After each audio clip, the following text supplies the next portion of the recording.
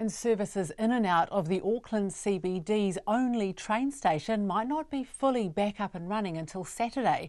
That's because KiwiRail wasn't able to right the front carriage of a 3-carriage commuter train that came off its tracks yesterday morning. The derailment shut down Britomart station for the evening rush hour, leaving thousands of Aucklanders to figure out other ways home.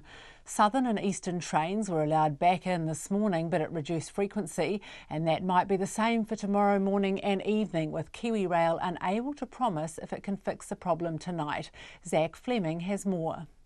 Good morning, customers. Due to an earlier partial derailment in the Britomart tunnel, only hangover customers now to use Southern Line services. 31 hours and counting. Auckland CBD's only train station still not fully functional, and KiwiRail admitting it's learning on the job. We don't have derailments very often. The last derailment in a metro area was back in 2013, so it's not something that we're highly experienced at.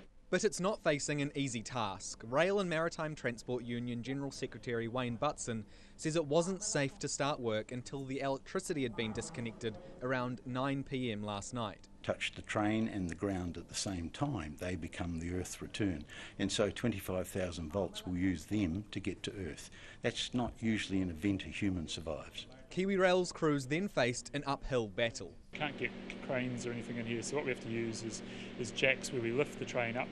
We put a beam underneath it, drop it down on rollers, and then we use jacks to try and push it sideways. Both ends couldn't be jacked simultaneously for safety reasons, and in the 7.5 hours before they had to stop working at 4:30 a.m, crews only managed to get the back end on tracks. But things are actually being fixed faster than Auckland Transport was expecting. In the case of a derailment in Britomart's tunnels, Chief Transport Services Officer Mark Lambert says the expectation is 2 to 3 days offline. Unfortunately, this derailment was probably at the worst place in the tunnel to be able to access and to re-rail and to get the train out of the way. Can you elaborate a little bit on that? Why is it the worst place?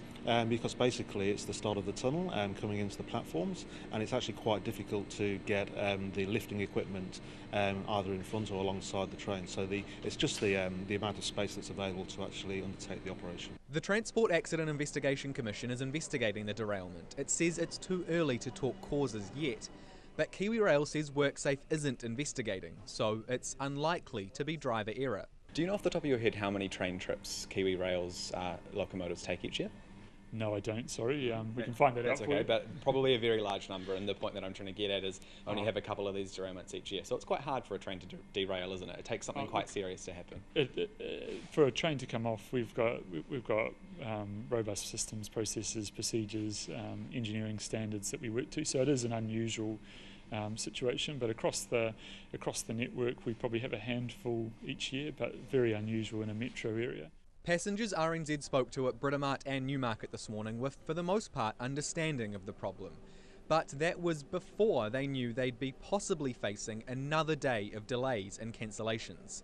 This evening, limited trains will run the same as they did this morning. Southern and Eastern lines will be departing from Britomart. It will only be at 20-minute frequencies, so that's half the normal frequency, but they will be the biggest trains we can put on as well. So plan ahead, there will be still delays and expect the services to be busy. Western line customers should aim to leave from Newmarket. But KiwiRail can't guarantee the train will be gone by tomorrow morning, or even offer a likelihood. I don't know, just the complexity of the location and what the teams will have to face. I can't really put a number on it, so I'm sorry. Of course, overnight that may change, and of course we're hopeful that we can get Western Line services into Britomart as well. Planning for the worst. Absolutely. Commuters, Auckland Transport and its train in the dark. For Checkpoint, Zach Fleming.